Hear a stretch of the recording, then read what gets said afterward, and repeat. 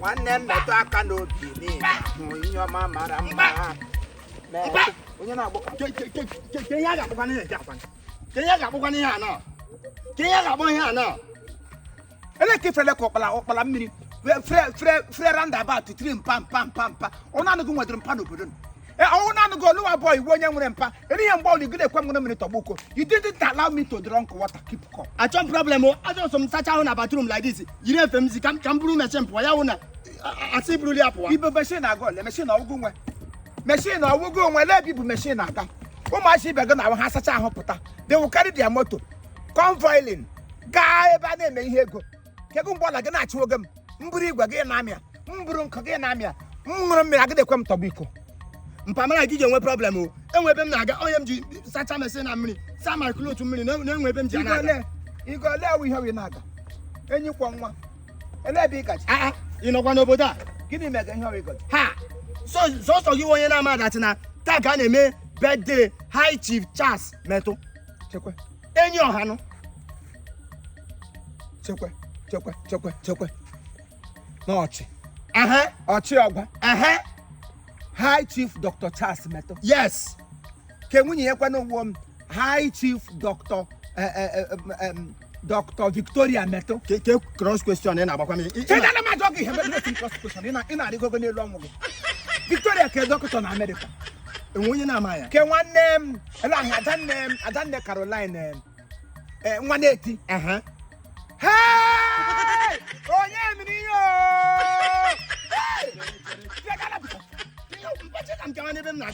Ele ke Victoria ga-esi gbamoko kpọ anụ ọza. Victoria ị ṅụrụ kai. Mpalegwe m agwa gị Victoria ihe a special invitation. Caroline ị ṅụrụ kai o. Ele ti siri ịkpọpụga an honorable member. Nwoke nwere protein na ndụ. A protonious chief esiri. Gị kpọ onye osi ka m na onye osi kwụ bịara gị mmemme. Bedidi imega, jigi mega 75. Gụna nwa gị na-eme 65. Asị a ga-emekọta ya together on the 13th of onye ekwuru na a ga-eme 13th na USA. Gị sa bịa wa ọgwa. Ndị ome niile nụrụ n'ụlọ nwaanyị obiọma ụmụnne ya niile ha riri itoolu nne ha mụrụ ha.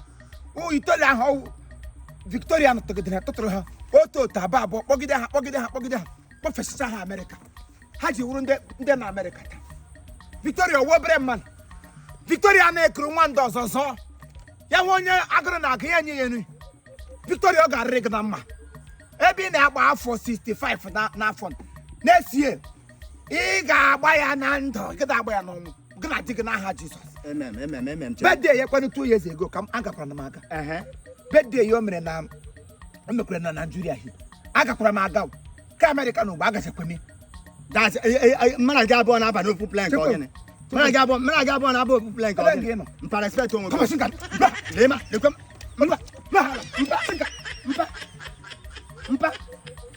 mpa.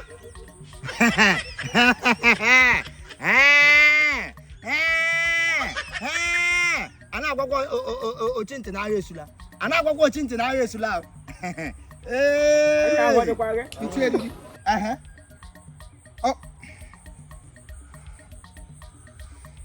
Ngaloha. Pakwa machine aka. No, that agree work. I don't like time waste. Mpalike ma gwagwo. High Chief Doctor Charles Metụ. Ọwụkwa a problem person o. Charles ogeje aga wu problem. Charles Chief awụkwa a problem person o. Charles onye problem America nye. Achọ m iji problem gawa dia. America nye resident, nye visa, nye ntanye imo. Ihe na-eji asị mmadụ onye ọbụla hụrụ gafere America, adịghị eji nsogbu aga America. Before gị nweta visa America ị ga-emote. Ọwụ ihe o ji dị mkpa gị nweta ha anyị gara ebe ahụ gị comport. Mana enye gị in a platform of gold. Achọ m issue. No ma ka ị ga. Ọkwa na ịchọ ka ị gawa dis na gị just come order ka mara ihe m na-eme. Ka mara otu m si aga na. Osa ahụ na gị. Kugba wa meri geje ejele m ga burial otu kugba wa be do ndị na nwunye. Maka ajuru go gawa this thing now. Kọpụ meriri n'olu emeka le m trọkọbọ. Ọgwa niile ọchị ọgwa niile ma onye mgbo. Mbata bụ ya na-akwụ ya nwoke nwere protein na ndị. No ma aka biko ịga. Ọwụ protein or proteinous. Kọbụla ọwụ ya wụrụ. Nwoke proteinous. Dumo. Aga nwunye m nwaanyị o. Victoria nwunye m nwaanyị happy birthday o. Ọ ga-adịrị gị na mbụ.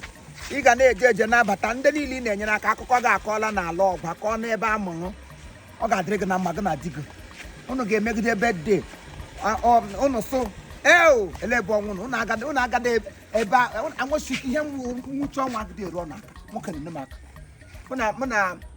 mụ na oke mkpi ya mụ na ya so anyị tikọtara ọnụ na-asị gị happy birthday long life and prosperity mụ na ebu nwaanyị kara ihe ọ kọrọ n'isi ga-elie ha ka ọzọ o weta ka ọ kwesịrị nwanne pụta ya ekwu okwu ọma n'isi nwanne ịghọta ka ọ bụ ụmụnne ndị a na-enwe ha nwanne ha agbụpasị gị wụrụkwanụ nwanne gị were ezi nwanne nwanne gị emezie gị ọ ga-arịrị unu na mma happy birthday togetherness di na nwunye long life and prosperity